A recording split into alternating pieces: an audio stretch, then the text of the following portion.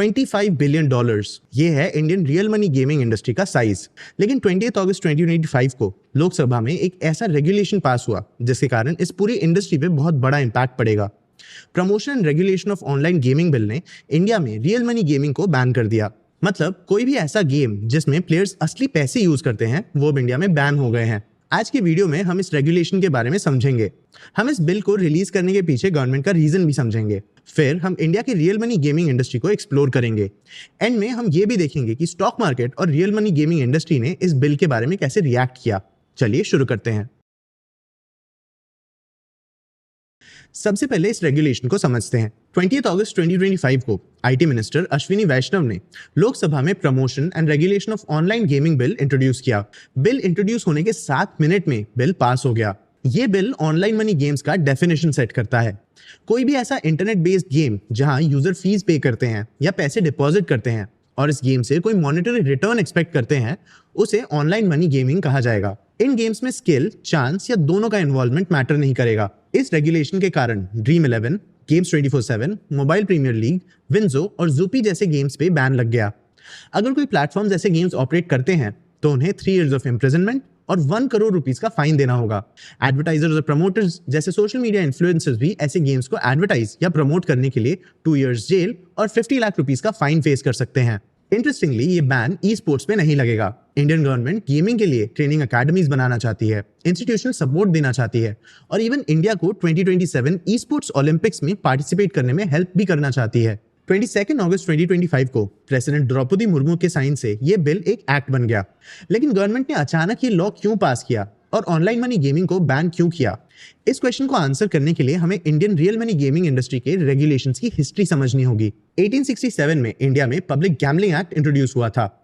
इस एक्ट के under chance और स्किल बेस्ड गेम्स को डिफरेंशिएट किया गया। इस डिफरेंस के कारण रियल मनी गेमिंग इंडस्ट्री ने खुद को स्किल बेस्ड गेम की कैटेगरी में डाल लिया। कई कोर्ट रूलिंग्स ने भी इस आइडिया को सपोर्ट किया।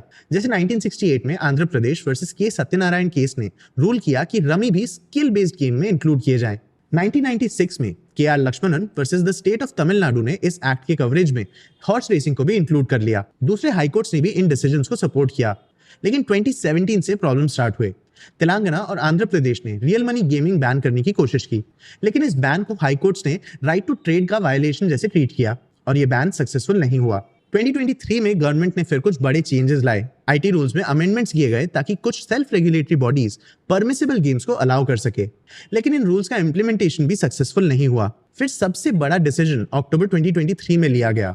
गवर्नमेंट ने गेमिंग डिपॉजिट्स के फुल फेस वैल्यू पे 28% जीएसटी लगा दिया। टोबैको और अल्कोहल पे भी सेम रेट्स लगाए गए। बेसिकली गवर्नमेंट जिन गेम्स को डायरेक्टली बैन नहीं कर सकती थी वो उसे महंगा बना के अनअट्रैक्टिव बनाना चाहती थी। इसीलिए गवर्नमेंट ने इन गेम्स को टोबैको और अल्कोहल जैसे सिन गुड्स के साथ क्लब कर दिया और गवर्नमेंट के पास इन गेम्स को ऐसे कंसिडर करने का कारण भी था। आईटी मिनिस्टर अश्विनी वैष्णव ने इस लॉ के पीछे का रैशनल समझाया। उन्होंने कुछ नंबर्स प्रेजेंट किए। लास्ट 2.5 इयर्स में कर्नाटका में 32 गेमिंग रिलेटेड सुसाइड्स हुए। NIMHANS नाम के एक हेल्थ इंस्टीट्यूशन ने ये रिपोर्ट किया कि रियल गेमिंग के एडिक्शन से डील करने वाले लोगों का नंबर भी बढ़ रहा है। IPL सीजन में रियल मनी गेम्स के प्लेयर्स का नंबर 14 करोड़ से बढ़ के 37 करोड़ तक बढ़ जाता है। इस पीरियड में इतने सारे प्लेयर्स के कारण बैंक्स के IT सिस्टम्स पे भी स्ट्रेन पड़ जाता है। गवर्नमेंट एस्टिमेट्स के हिसाब से ऑनलाइन रियल मनी गेमिंग के कारण लगभग 45 करोड़ लोग एनुअली 20,000 करोड़ रुपीस खो सकते हैं। इन पर्सनल लॉसेस के अलावा गवर्नमेंट इन प्लेटफॉर्म्स के थ्रू नेशनल थ्रेट के बारे में भी कंसर्न्ड है। गवर्नमेंट ऑफिशियल्स का मानना है कि इन प्लेटफॉर्म्स के थ्रू लोग फ्रॉड और मनी लॉन्ड्रिंग करते हैं। ज्यादातर online real money gaming platforms offshore या इंटरनेशनल टेरिटरीज में ऑपरेट करते हैं, इसलिए इन प्लेटफॉर्म्स को रेगुलेट करना भी मुश्किल हो जाता है। गवर्नमेंट ने इस बैन को एक सोशल डिसीजन कहा, जिससे वो इंडिया के सिटीजन्स को पोटेंशियल लॉसेस से बचाएगा। इस बैन से गवर्नमेंट को 15 to 20,000 करोड़ रुपीस का टैक्स रेवेन्यू का लॉस होगा, लेकिन गवर्नमेंट ने फिर भी इसे एक कैलकुलेटेड डिसीजन कहा, जिससे पब्लिक इंटरेस्ट प्रोटेक्ट होगा। पब्लिक इंटरेस्ट तो प्रोटेक्ट होगा, लेकिन कंपनीज के लिए एक बहुत बड़ा प्रॉब्लम है। ड्रीम 11 ने फाइनेंशियल ईयर 23 में 6,000 करोड़ रुपीस का रेवेन्यू जनरेट किया था। इसमें से 2/3 कंट्रीब्यूशन रियल मनी गेमिंग का था। लेकिन इस बिल के पास होने के बाद कंपनी ने इस रियल मनी सेगमेंट को बंद कर दिया। कंपनी ने इंडियन क्रिकेट टीम से अपना स्पॉन्सरशिप भी विड्रॉ कर लिया। ये स्पॉन्सरशिप एक 358 करोड़ रुपीस का कॉन्ट्रैक्ट था जो 2026 तक चलता। प्रोबो ने अपने प्लेटफॉर्म पे मनी रिचार्जेस बंद कर दिए और कंपनी इंडिया में अपने ऑपरेशंस बंद करने वाली है। Games 24/7, mobile premier league, WinZO और जुपी जैसे कंपनीज भी सिमिलर स्टेप्स ले रहे हैं। मूनशाइन टेक्नोलॉजीज के पोकरबाजी में नजारा टेक्नोलॉजीज ने $122 मिलियन इन्वेस्ट किया था। पोकरबाजी ने भी अपने रियल मनी ऑपरेशंस रोक दिए हैं। नजारा टेक्नोलॉजीज के सीईओ नीतीश मित्तर सेन ने कहा कि इससे कंपनी के रेवेन्यू या इबिट्टा पे कोई इंपैक्ट नहीं पड़ेगा, क्योंकि कंपनी मूनशाइन टेक्नोलॉजीज का रेवेन्यू कंसोलिडेट नहीं करती। पोकरबाजी फिलहाल इंटरनेशनल एक्सपेंशन और टेक लाइसेंसिंग पे फोकस कर रहा है। इन गेम्स के बैन होने से एडवर्टाइजर्स पे भी इंपैक्ट पड़ सकता है। इंडस्ट्री सोर्सेज के हिसाब से शॉर्ट टर्म में फेस्टिवल और sports advertising spends 500 to 600 crore rupees से कम होने वाले हैं। Long term impact 18 to 20,000 crore rupees तक पहुंच सकता है। ईवाई के leader of media and entertainment sector Ashish Ferwani ने कहा कि रियल मनी गेमिंग के एड्स के बैन से टोटल एड स्पेंड्स पे 8 to 10% का एनुअल इंपैक्ट पड़ सकता है। गेमिंग कंपनी स्पोर्ट्स सेगमेंट में लार्जेस्ट एडवर्टाइजर्स हैं। जनवरी टू जून 2025 पीरियड में जुपी के कैश ग्रेल ने एडवर्टाइजमेंट वॉल्यूम्स में 47% कंट्रीब्यूट किया और विंजो गेम्स ने 22%। इस बैन का इंपैक्ट इस इंडस्ट्री के ह्यूमन रिसोर्सेज पे भी पड़ेगा। Indian real money gaming industry लगभग 2 लाख डायरेक्ट और इनडायरेक्ट जॉब सपोर्ट करता था। कंटेंट क्रिएटर्स और इन्फ्लुएंसर्स इन कंपनीज के मार्केटिंग बजट का 20 to 30% अर्न करते थे, लेकिन अब इनके इनकम सोर्सेज भी अनस्टेबल हो गए हैं। इस इंडस्ट्री में इन्वेस्टमेंट फ्लो भी रुक चुका है। जून 2022 तक 25,000 करोड़ रुपीस के फॉरेन डायरेक्ट इन्वेस्टमेंट्स अब शायद लॉसेस फेस कर सकते हैं। इंडस्ट्री एसोसिएशंस इस बैन को अपोज कर रहे हैं। AIGF या all India gaming federation, EGF या ई गेमिंग फेडरेशन और FIFS या federation of Indian fantasy sports ने इस बैन के अगेंस्ट एक जॉइंट स्टेटमेंट रिलीज किया। उन्होंने कहा कि यह बैन एक लेजिटिमेट जॉब क्रिएटिंग इंडस्ट्री को खत्म कर देगा। उन्होंने ये भी कहा कि इस बैन के कारण इंडियन सिटीजन्स और यूजर्स को भी नुकसान होगा। इन एसोसिएशंस के हिसाब से रियल मनी गेमिंग के बैन के कारण यूजर्स अब इलीगल मटका नेटवर्क्स, ऑफशोर गैम्बलिंग वेबसाइट्स और रिस्की टेम्पररी ऑपरेटर्स के कारण लॉसेस फेस कर सकते हैं। लीगल चैलेंजेस भी प्रिपेयर किए जा रहे हैं।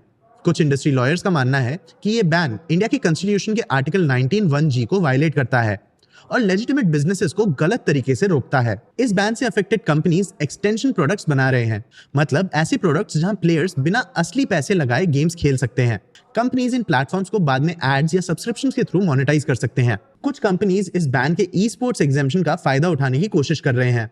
Companies tournaments, skill development programs और गेमिंग एजुकेशन इनिशिएटिव्स में इन्वेस्ट करने का प्लान कर रही हैं। कंपनीज इंटरनेशनल एक्सपेंशन के थ्रू भी सर्वाइव करने की कोशिश कर रहे हैं। इंडस्ट्री एस्टिमेट्स के हिसाब से प्लेयर्स के फॉरेन प्लेटफॉर्म से शिफ्ट करने के कारण $4 बिलियन से ज्यादा का GST लॉस हो सकता है। कुछ गेमिंग कंपनीज अपने ऑपरेशंस UK और स्वीडन में भी शिफ्ट करने का प्लान कर रहे हैं। इंटरनेशनल एनवायरनमेंट की बात करें तो इंडिया का रियल मनी गेमिंग की तरफ अप्रोच दूसरे कंट्रीज के रेगुलेटरी मॉडल से काफी अलग है। ज्यादा डेवलप कंट्रीज इन गेम्स को बैन करने की जगह रेगुलेटेड परमिशन बेस्ड मॉडल्स का यूज करते हैं। UK में strict advertising rules, consumer protection requirements और ऑपरेटर लाइसेंसिंग के लॉज हैं, लेकिन इस इंडस्ट्री के प्लेयर्स इन रेगुलेशंस के अंडर ऑपरेट कर सकते हैं। EU के मेंबर स्टेट्स भी स्पेसिफिक रूल्स पे फोकस करते हैं और इन प्लेटफॉर्म्स को बैन करने पे नहीं। US में भी हर स्टेट का गैम्बलिंग और रियल मनी गेमिंग के लिए यूनिक अप्रोच है, जहां बैन्स की जगह स्ट्रॉन्ग रेगुलेशन पे फोकस किया जाता है। तो इंडिया के रियल मनी गेमिंग से रिलेटेड लॉज तो अलग हैं, लेकिन ये गलत नहीं है। इंडिया का financial environment in developed countries से काफी अलग है, तो इंडिया की पॉपुलेशन को इन प्रोटेक्शनिस्ट मेजर्स की ज्यादा जरूरत है। डेवलप्ड कंट्रीज में यूजुअली फाइनेंशियल सिक्योरिटी ज्यादा होती है, जहां इन गेम्स को अब ऑपरेट करना ज्यादा बड़ा प्रॉब्लम नहीं होता।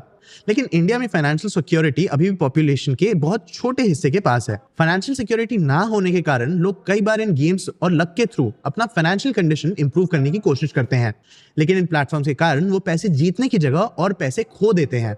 ई स्पोर्ट्स अभी भी बैन नहीं हुए हैं और इस सेगमेंट को गैम्बलिंग के साथ जोड़ा भी नहीं जा सकता। ई स्पोर्ट्स सेगमेंट में काफी अपॉर्चुनिटीज हैं। इंडिया में 500 मिलियन से ज्यादा गेमर्स हैं। इन गेमर्स के through India 2027 e sports Olympics में अपना नाम बना सकता है। ई स्पोर्ट्स के रेवेन्यू स्ट्रीम्स भी गैम्बलिंग या बेटिंग जैसे नहीं हैं। E sports company jet synthesis के फाउंडर और CEO नवीन राजन ने कहा कि स्पॉन्सरशिप्स, मीडिया राइट्स और टूर्नामेंट्स के थ्रू जनरेटेड रेवेन्यू को गैम्बलिंग रेवेन्यू से अलग ट्रीट किया जाए। लेकिन इंडिया का ई स्पोर्ट्स इंडस्ट्री अभी भी रेवेन्यू टर्म्स में काफी नया और छोटा है। इस पोटेंशियल को अनलॉक करने के लिए इंडियन पॉपुलेशन में ई स्पोर्ट्स और गैम्बलिंग के बीच का डिफरेंस एस्टैब्लिश करना होगा। आपको क्या लगता है, क्या ये बैन इंडियन पॉपुलेशन को गैम्बलिंग और बेटिंग जैसे रिस्की एक्टिविटीज के फाइनेंशियल थ्रेट से बचा पाएगा? क्या इंडिया में गेमिंग और ई स्पोर्ट्स इंडस्ट्रीज ग्रो कर पाएंगे? अपने व्यूज हमें कमेंट सेक्शन में जरूर बताना। आगे आप कौन से टॉपिक्स पे वीडियोस देखना चाहते हो, ये भी हमें कमेंट सेक्शन में जरूर बताना। अगर ये वीडियो आपको इन्फॉर्मेटिव लगा तो इसे लाइक और शेयर जरूर करना। ऐसे ही और वीडियोस के लिए चैनल को सब्सक्राइब भी कर लेना। आज की वीडियो के लिए इतना ही। मैं हूं आपका होस्ट देव, मिलते हैं अगले वीडियो में। And sorry about the noise, festive season चल रहा है।